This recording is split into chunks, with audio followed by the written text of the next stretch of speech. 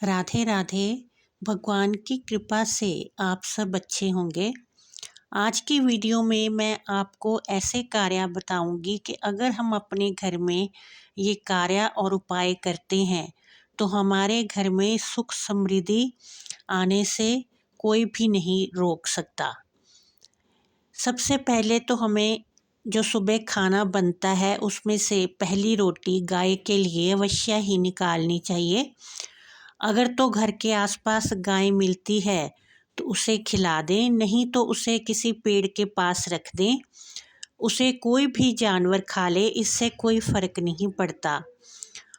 और सुबह अपने घर में अवश्य ही हमें पूजा पाठ करनी चाहिए और 10 मिनट के लिए भजन अवश्य ही चलाने चाहिए। और हमें अपने घर में घी का दीपक सुबह और शाम अवश्य ही जलाना चाहिए। इससे माँ लक्ष्मी बहुत ही प्रसन्न होती है।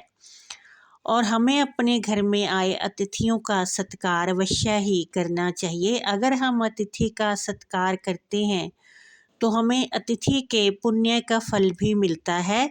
अगर हम उसे बिना खाना खिलाए या उसकी इंसल्ट करके भेज देते हैं तो उसके किए हुए पाप हमें ही भुगतने पड़ते हैं। इसलिए खुश होके अगर अतिथि जाता है तो अपने पुण्य छोड़ के हमारे घर जाता है, और अगर वो दुखी होके जाता है तो अपने पाप वो हमारे घर छोड़ जाता है। इसलिए अतिथि सत्कार एक यज्ञ है। हमें अतिथियों का सत्कार अवश्य ही करना चाहिए। और हमें जब भी खाना बने सबसे पहले घर के बुजुर्गों को खाना देना चाहिए। इससे वो आशीर्वाद देते हैं, उनकी आत्मा प्रसन्न होती है और हमारे घर में सुख समृद्धि बढ़ती है।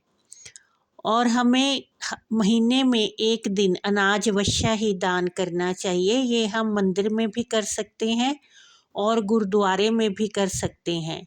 अगर हम ऐसा करते हैं तो हमारे घर में धन धान्य बढ़ता है और कभी भी धन अन्न की कमी हमारे घर में नहीं होती। और शाम को हमें अपने घर के बाहर एक दीपक अवश्य ही जलाना चाहिए। उस दीपक में तेल डाल के लाल बाती लगा के जलाना चाहिए। इससे माँ लक्ष्मी घर में प्रवेश करती है। फिर हमारे घर में दरिद्रता का प्रवेश नहीं होता, ना ही बीमारियाँ हमारे घर में प्रवेश करती हैं। और रात के समय हमें अपने घर में कपूर अवश्य ही जलाना चाहिए। इससे सारी नकारात्मक शक्तियाँ घर से निकल जाती हैं और घर में शांति का वास होता है। और हमें अपने घर में गमलों में फूल अवश्य ही लगाना ही चाहिए और वही फूल तोड़कर फिर भगवान को चढ़ाने चाहिए। इससे हमारे घर में सुख समृद्धि आती है और हमें भगवान का आशीर्वाद मिलता है। और हमें हमेशा ही दक्षिण की तरफ सिर करके सोना चाहिए। इससे हमें नींद अच्छी आती है और हमारे शरीर को रोग नहीं घेरते।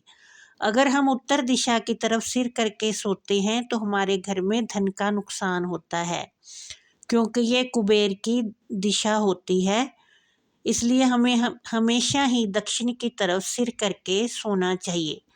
और हमें अपने घर से रसोई घर में से कभी भी सरसों का तेल, आटा, नमक और चीनी, चावल, ये 5 चीज़ें कभी भी ख़त्म नहीं होने देनी चाहिए। जैसे ही हमें लगे कि ये ख़त्म होने लगी हैं उसी वक्त बाज़ार से लाकर उन डिब्बों को भर देना चाहिए। क्योंकि आटे के डिब्बे को कभी भी, खाली डिब्बे को ज़मीन पे पटक के नहीं सुखाना चाहिए।